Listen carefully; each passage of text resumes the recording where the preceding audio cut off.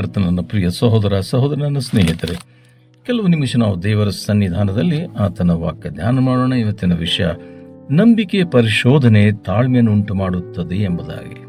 ಯಾಕೋಬ 1ನೇ ಅಧ್ಯಾಯ 2ನೇ ವಚನ ಮತ್ತು 3ನೇ ವಚನ. ನಿಮ್ಮ ನಂಬಿಕೆಗೆ ಆಗುವ ಪರಿಶೋಧನೆಯು ತಾಳ್ಮೆಯು ಉಂಟು ಮಾಡುತ್ತದೆಂದು ತಿಳಿದು ನೀವು ನಾನು ಕಷ್ಟಗಳಲ್ಲಿ ಬಿದ್ದಿರುವಾಗ ಅದನ್ನು ಕೇವಲ ಆನಂದಕರವಾದದ್ದೆಂದು ಎಣಿಸಿರಿ ಎಂಬುದಾಗಿ.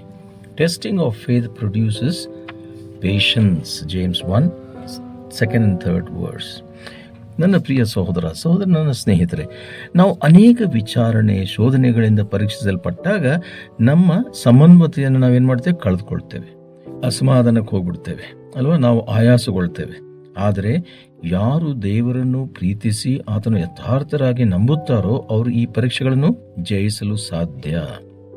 ಯಾಕಂದರೆ ಅವರ ನಂಬಿಕೆ ಮೂಲಕವಾಗಿ ದೇವರು ಅವರಿಗೆ ಜಯವನ್ನು ಕೊಡ್ತಾನೆ. ಇದು ಬಹಳ ಸಾಧಾರಣ ಮತ್ತು ಸರಳವಾದಂಥದ್ದು. ನಂಬಿಕೆ ತಂದೆಯಾದ ಅಬ್ರಹಾಮನು ಪರೀಕ್ಷೆಗಳ ಮೂಲಕ ಹಾದು ಹೋಗಬೇಕಾಗಿ ಬಂದಾಗ ಆತನು ಚಿಂತೆ ಮಾಡಲೇ ಇಲ್ಲ. ಅಬ್ರಹಾಮನಿಗೆ ದೇವರು ಬಹಳ ಪ್ರಾಯ ಆದ ಮೇಲೆ ಮಗುವನ್ನು ಕೊಟ್ಟಿದ್ದ. ಅದೇ ಮಗನ್ನೇನು ಬಲಿ ಕೊಡು ಅಂತ ಹೇಳಿದಾಗ ಅಬ್ರಹಾಮ್ ಯಾವ ಚಿಂತೆ ಮಾಡಲಿಲ್ಲ. ಮಗನ ಕರ್ಕೊಂಡು ಬಲಿ ಕೊಡೋದೇ ಹೋಗಿದ್ದು. ಆದರೆ ದೇವರದನ್ನು ನಿಲ್ಲಿಸಿದ. ಯಾಕಂದರೆ ಆತನ ನಂಬಿಕೆಯನ್ನು ದೇವರು ನೋಡಿದ, ಆಶ್ಚರ್ಯಪಟ್ಟ, ಪ್ರೀತಿಸಿದ. ಹೌದು ನನ್ನ ಪ್ರಿಯರೇ, ನಂಬಿಕೆಯ ತಂದೆಯಾದ ಅಬ್ರಹಾಮನು ಅಂದರೆ ಪರೀಕ್ಷೆಗಳ ಮೂಲಕ ಹಾದು ಹೋಗಬೇಕಾಗಿ ಬಂದಾಗ ಆತನು ಚಿಂತೆ ಮಾಡಲೇ ಇಲ್ಲ. ಆದರೆ ದೇವರ ಮಾತನ್ನು ನೆರವೇರಿಸಲು ಅವನು ದೈವಿಕ ಬಲವನ್ನು ಪಡೆದ. ಅದು ಬಹಳ ಮುಖ್ಯ. Godly spirit. ನೋಡಿ, ತನ್ನ ಸ್ವಂತ ಮಗನನ್ನು ಬಲಿಯಾಗಿ ಸಮರ್ಪಿಸಲು ತನ್ನ ಮನಸ್ಸು ತಯಾರು ಮಾಡಿಕೊಂಡಿದ್ದ. ದೇವರು ಅವನ ನಂಬಿಕೆಯನ್ನು ಪರೀಕ್ಷಿಸಬೇಕೆಂದುಕೊಂಡರೂ ಅದು ದೇವರು ತಾನೇ ಜಯವನ್ನು ಅವನಿಗೆ ಕೊಟ್ಟ. ಆತನ ಮಗನ ಜಾಗದಲ್ಲಿ ಒಂದು ಟಗರನ್ನು ಬಲಿಯಾಗಿ ಸಮರ್ಪಿಸಲು ದೇವರು ಅವನಿಗೆ ಕೊಟ್ಟದ್ದು ನಾವು ಓದಿದ್ದೇವೆ ಮತ್ತು ಅನೇಕ ಬಾರಿ ಕೇಳಿದ್ದೇವೆ ಅಲ್ವಾ?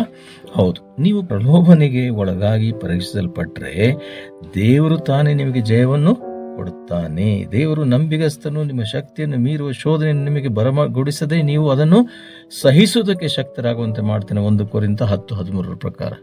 ಹೌದು ನನ್ನ ಪ್ರಿಯರೇ, ಒಬ್ಬ ದೇವರ ಮನುಷ್ಯನು ಒಂದು ಕಚೇರಿಯಲ್ಲಿ ಉನ್ನತವಾದ ಸ್ಥಾನದಲ್ಲಿ ಕೆಲಸ ಮಾಡ್ತಿದ್ದ. ಅವನಿಗೆ ತನ್ನ ವೃತ್ತಿಯನ್ನು ಬಿಟ್ಟು ಅವನ ಸೇವೆ ಮಾಡುವಂತೆ ಅವನಿಗೆ ಒಂದು ಕರೆ ಬಂದಿತ್ತು. ಅಂದರೆ ದೇವರ ಸೇವೆಗೆ ಹೋಗಬೇಕೆಂಬುದಾಗಿ. ಆರಂಭದಲ್ಲಿ ಅವನು ಗಲಿಬಿಲಿಗೊಂಡ. ಆದರೆ ತನ್ನ ಎಲ್ಲ ಗೊಂದಲಗಳಿಂದ ಚೇತರಿಸಿಕೊಂಡನು. ಮೊದಲು ತನ್ನನ್ನು ಕರೆದಾತನು ದೇವರು ಎನ್ನುವುದು ದೃಢಪಡಿಸಿಕೊಂಡ. ನಂತರ ಯಾವ ಹಿಂಜರಿಕೆ ಇಲ್ಲದೆ ಅವನು ತನ್ನ ಕೆಲಸಕ್ಕೆ ರಾಜೀನಾಮೆ ಕೊಟ್ಟು ದೇವರ ಚಿತ್ತವನ್ನು ನೆರವೇರಿಸಲು ಮುಂದಾದನು. ಅವನು ಎಲ್ಲ ಕುಟುಂಬ ಸದಸ್ಯರು ಮತ್ತು ಸ್ನೇಹಿತರು ಅವನನ್ನು ನೋಡಿ ಹಾಸ್ಯದಿಂದ ಹೇಳಿದರೆ, ಏನಂದರೆ, ನೀನು ಹುಚ್ಚ, ನೀನು ನಿನ್ನ ಕೆಲಸಕ್ಕೆ ರಾಜೀನಾಮೆ ಕೊಟ್ಟಿರುವೆ, ಈಗ ನಿನ್ನ ಜೀವನಕ್ಕೆ ನೀನು ಏನು ಮಾಡುವೆ? ಆದರೆ ಅವನು ತನ್ನ ನಂಬಿಕೆಯಲ್ಲಿ ದೃಢವಾಗಿ ನಿಂತು ತನ್ನನ್ನು ಕರೆದ ದೇವರು ತನ್ನನ್ನು ಎಂದಿಗೂ ಕೈ ಬಿಡುವುದಿಲ್ಲ ಎಂದು ನಂಬಿದ್ದ.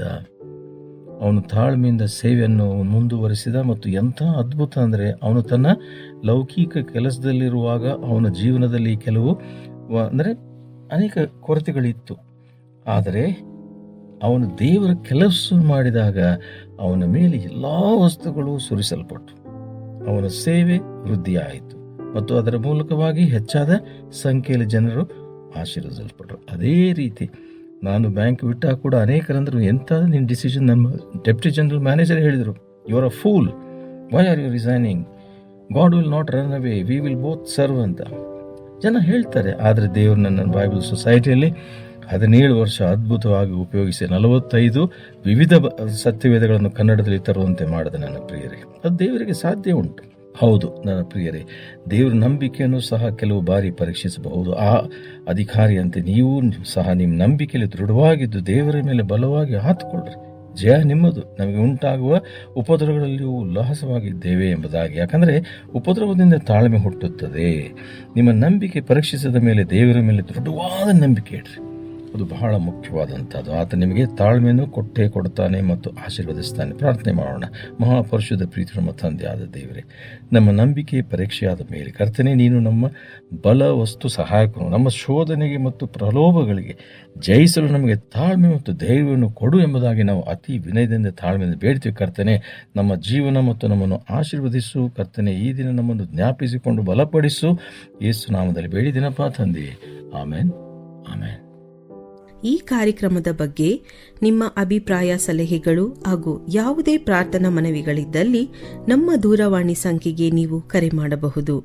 ನಮ್ಮ ದೂರವಾಣಿ ಸಂಖ್ಯೆ 9902606453.